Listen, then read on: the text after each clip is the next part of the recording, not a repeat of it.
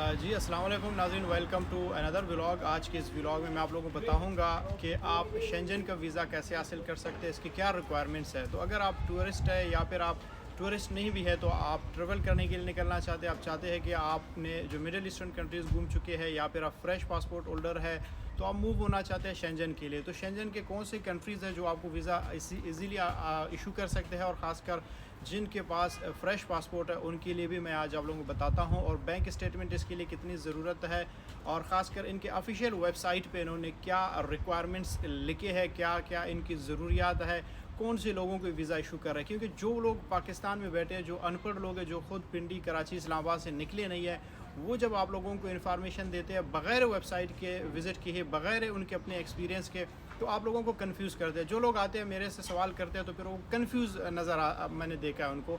तो सबसे पहले नाज़रीन आप लोगों की कन्फ्यूजन मैं ख़त्म करना चाहता हूं। तो अगर आप फ्रेश पासपोर्ट होल्डर है या फिर आपके पास कोई एक्सपीरियंस है, यानी ट्रैवल हिस्ट्री आपकी है, नो मैटर।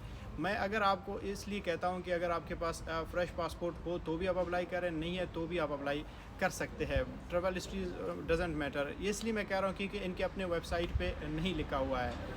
जितने लोगों को आज मैंने अप्लाई किया है, आज तक की मैं बात करूँ, 3-4 सालों से मेरा एक्सपीरियंस है, इंक्लूडिंग माई सेल्फ। मैंने भी जो अप्लाई किया है या मैं ख़ुद जिस तरह निकला हूँ, तो बग़ैर ट्रैवल हिस्ट्री के कई लोग ऐसे होते हैं कि सर आप बताते हो कि ट्रैवल हिस्ट्री की ज़रूरत नहीं है, लेकिन आप कहते हो कि आप खुद दुबई गए हो। मेरे प्यारे भाई, दुबई एक कंट्री है, उसका ई वीज़ा होता है, उसमें भी ट्रैवल हिस्ट्री, उसको मैं मानता ही नहीं हूँ ट्रैवल हिस्ट्री उसको, ठीक है। दुबई में तो हम वैसे चाय पीने के लिए पाकिस्तानी जाते हैं, हनीमून के लिए भी जाते हैं, शॉपिंग के लिए लोग जाते हैं। तो मेन चीज़ जो मैटर करती है वो है आपकी बैंक स्टेटमेंट। देखो, जब अगर आप शेंजन के लिए अप्लाई करते हो तो यहाँ पे आते आप इनको थोड़ी ही बताओगे कि भाई मैं वहाँ पे गया, इसका ये क्या करेंगे। इनका सिर्फ डिमांड है, इनकी रिक्वायरमेंट है कि भाई आप जब यहाँ पे आएंगे आपके पास पैसे होने चाहिए। आप ये कहो कि भाई मैं जा रहा हूँ, मैंने होटल बुकिंग भी किया है, मैंने एयर टिकट्स भी किया है, मेरे पास इंश्योरेंस भी है, और मैं यहाँ पे जाऊँगा तो इतने ख़र्चे करूँगा, इतने दिन रहूँगा, इस जगहों में मैं घूमूँगा, मैं आऊँगा आपके मुल्क की प्रमोशन करूँगा, लोगों को बताऊँगा कि मैं इस मुल्क में गया हूँ, यहाँ पे जाके सेल्फियाँ लेंगे। अगर फ्रांस आप जाते हो तो आप पेरिस में आईफिल टावर के पास सेल्फियाँ लेंगे। बार्सिलोना आते हो तो बार्सिलोना तक बीच पे जाओगे।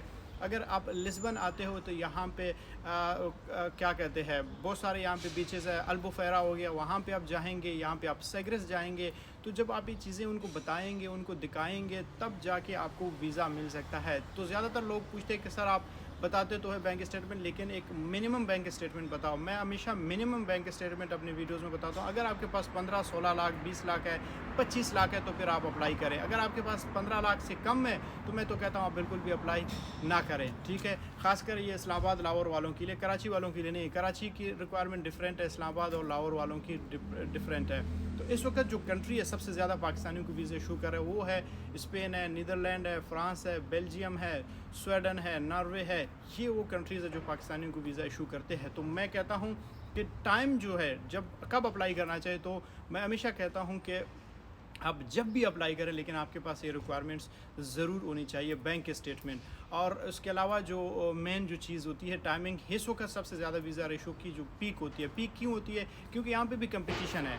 हर कंट्री कहता है कि मेरे मुल्क में सबसे ज़्यादा लोग आ जाएं। मैं दुनिया को बता दूं कि देखो भाई, मेरे मुल्क में हमारे पास इतनी कैपेसिटी है टूरिस्ट की, हम इतना लोगों को होस्ट कर सकते हैं। लोग आते हैं यहाँ पे, खाते हैं पीते हैं, हमने इतने पैसे कमाए हैं। इनके लिए एक बड़ा इंटरटेनमेंट है इनके लिए।